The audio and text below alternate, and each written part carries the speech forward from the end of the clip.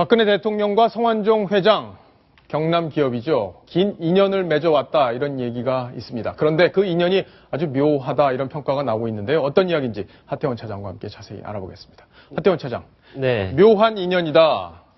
어떤 인연이길래 그런 건가요? 경남 기업 때문에 이렇게 나라가 들썩들썩하는 상황에서 또 박 대통령과의 또 묘한 인연이 소개가 돼서 눈길을 끌고 있는데요. 시간은 1979년 박정희 전 대통령이 시해당한 그 직후로 돌아갑니다. 예. 그러면서 어느 날 갑자기 이제 청와대에서 청와대에서 짐을 싸서 나오게 된 박근혜 대통령이 결국 신당동 자택으로 돌아가지 않았습니까? 신당동 자택으로 갔는데 네. 그 집이 박정희 전 대통령의 어떤 유품이나 모든 것들을 수용하기에는 좀 궁색하고 좁아 보였기 때문에 박근혜 대통령이 새롭게 집을 얻게 되는데 그 성북동 단독주택이 바로 경남 기업에서 지어준 집이었다. 예. 해서 화제가 되고 있습니다. 자, 이 신기수 회장이 경남 기업 회장이었는데 이분이 집을 제공을 했다. 그래서 뭐 증여를 받았다 이거 갖고 또 이정희 옛날 대표가 대선 시절에 막 공격도 하고 그랬잖아요. 그렇죠. 2007년 이제 대통령 선거에 박근혜 후보가 나왔을 당시에 한번 화제가 됐었고요. 1981년에 지어져서 3년간 살았던 성북동 집입니다. 신기수 회장이 지어줬는데 신기수 회장은 박근혜 대통령은 당시 무상으로 집을 받았다 이렇게 했는데 신기수 회장은 전두환 전 사령관이 집을 지어주라고 해서 돈을 받고 지어줬다. 예. 설명을 했었습니다. 자, 그렇군요. 자, 그러니까 일단 시작은 이 신기수 회장이 지어준 성북동 집 때문에 경남 기업과 박근혜 대통령 연결이 됐다 하는 건데, 자, 박근영 전 그렇죠. 이사장이죠. 유경재단 네. 이사장이 이 성북동 집에 대해서 얘기한 적이 있습니다. 어떤 얘기를 하는지 지금부터 한번 들어보시겠습니다.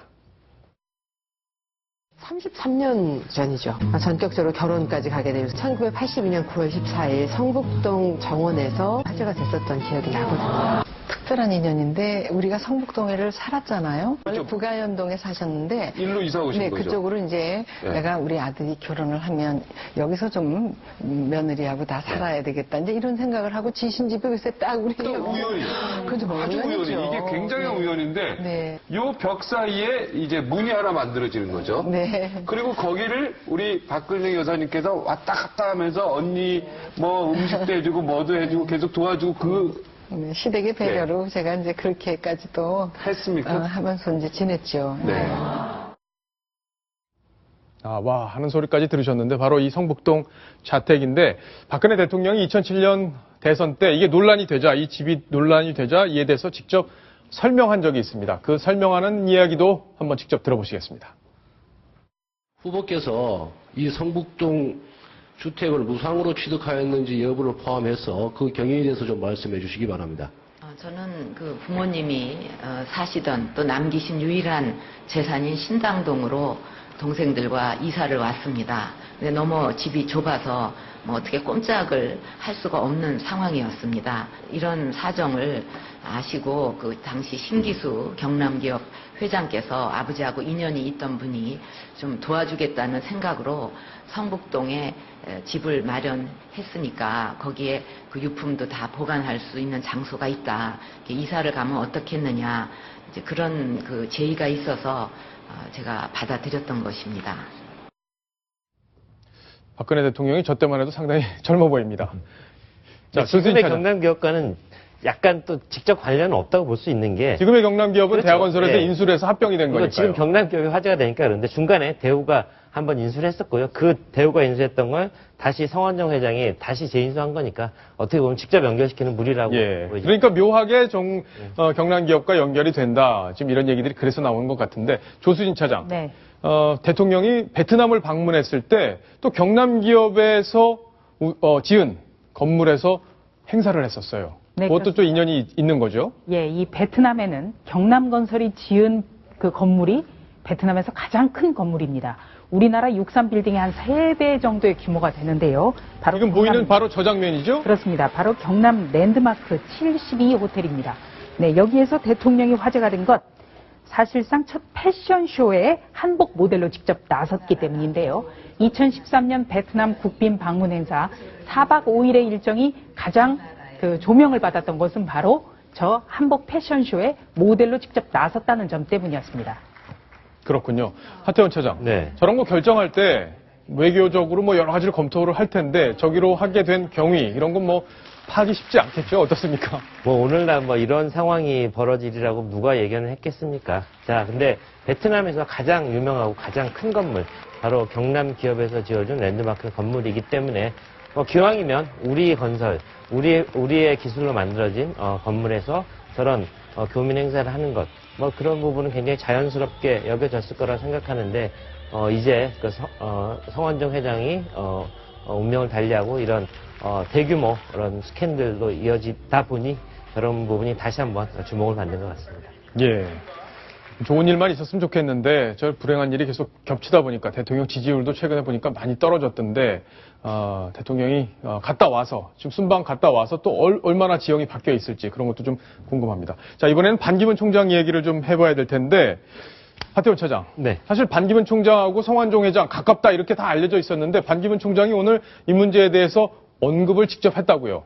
그렇죠. 뭐 지금 연일 반기문 총장도 다시 한번 주목을 받게 되는데 어쨌든 성완종 회장의 어떤 죽기 전에 어떤 본인의 육성을 통해서 내가 반기문 총장하고 굉장히 가까운 관계고 또 충청 대망론을 본인이 앞장서서 이끌다 보니 이완구 또 다른 충청권의 맹주를 꿈꾸는 이완구 총리의 견제를 받게 됐고 결국 그래서 자기가 이렇게 불행한 일을 당했다 이런 얘기를 하면서 결국 반기문 총장 이름이 언급이 됐습니다. 여기에 대해서 반기문 총장 굉장히 불쾌하다는 반응을 보였고요. 예. 말씀을 드리자면 이번 사안은 나와 전혀 관계가 없다. 성완종 회장은 충청포럼 등 공식 석상에서 본 적은 있지만 알고도 있고 그렇지만 특별한 관계는 아니다. 특히 한국의 대선과 연결시키는 것 정말 불쾌하다 이런 예. 반응을 보였습니다. 그러니까 뭐 손자나 좀 보고 싶다 이런 취지로 또 말씀도 하셨던데 조순희 차장. 네. 근데 사실 저도 알고 있기로는 반기문 총장과 성완종 회장이 굉장히 가까운 분으로 알고 있었고 성완종 회장이 그런 얘기를 또 주변에 많이 했습니다. 내가 가깝다 이런 얘기도 많이 하고 또 반기문 총장이 한국에 나왔을 때 다른 사람은 몰라도 성완종 회장하고 따로 밥은 먹는다 이런 얘기도 있었고 네. 또 하나 뉴욕에서 반기문 총장의 아들이 결혼을 할 때 한 100명 정도만 초대를 받았는데 그때 성완종 회장이 초청을 받아서 갔다 왔더라 이런 얘기도 있었거든요. 그런데 특별한 관계는 아니다. 이거 어떻게 해석을 해야 됩니까? 아마 이 반 총장 같은 경우에는 성완종 회장의 어떤 리스트가 굉장히 게이트까지 번지는 상황에서 어떤 선을 긋고 싶지 않았을까 이런 관측도 나오는데요. 이 성 회장과 이 반기문 총장은 정말 가까운 사이입니다. 네. 이 성완종 회장이 충청 지역의 오피니언 리더들로 구성한 그 단체가 충청 포럼인데 예. 여기에 창립을 주도한 창립 때부터의 멤버가 바로 반기문 총장입니다. 총장이죠. 그리고 유엔 사무총장으로 잠깐 한국에 들어왔을 때도 이 성완종 회장과는 늘 만남을 가졌습니다. 이게 네. 지금 화면에 보이는 게 이게 일정표에 나와 있는 내용이잖아요. 그렇습니다. 성완종 의원의 일정표. 성완종 회장의 다이어리에서 찾은 건데요. 예. 네, 우선 2012년 10월에 잠깐 들어옵니다. 이때 별다른 공식 일정이 없었는데 이 성 회장이 반기문 총장의 가족과 오찬을 한 기록이 나옵니다. 예. 그리고 2013년 8월에도 아주 짧게 들어옵니다. 그리고 만난 사람도 국회의장이라든지 대통령이라든지 몇 분 안 됩니다. 그런데 이 기간 동안에 성 회장을 2번이나 만났습니다. 예, 이런 정도면은 친분 관계 제가 더 이상 설명드리지 않아도 될 것 같습니다.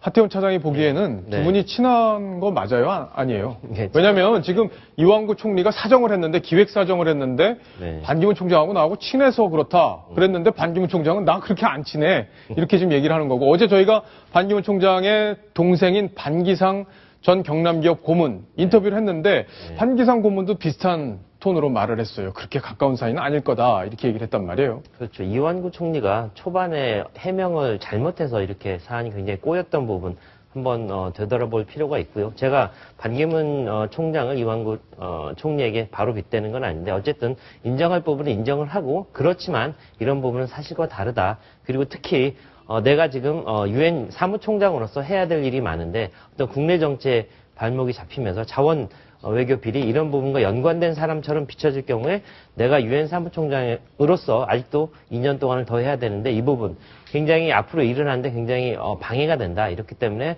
이런 부분에 대해서는 좀 자제를 해 주십시오. 이렇게 만약에 설명하면 좀 더 어떤 듣는 사람들의 입장에서도 굉장히 수긍이 갈 텐데 저렇게 어떻게 보면 굉장히 끈끈하고 사무총장이 되는 데 있어서도 성완종 회장이 어떤 혁혁한 기여를 한 부분도 있고 거기에 대해서 고맙다는 뜻을 표현한 적도 있었는데 어떤 거기에 대해서 예. 이렇게 총체적으로 부정하는 부분은 조금 자연스럽지 않아요. 자연스럽지 않다.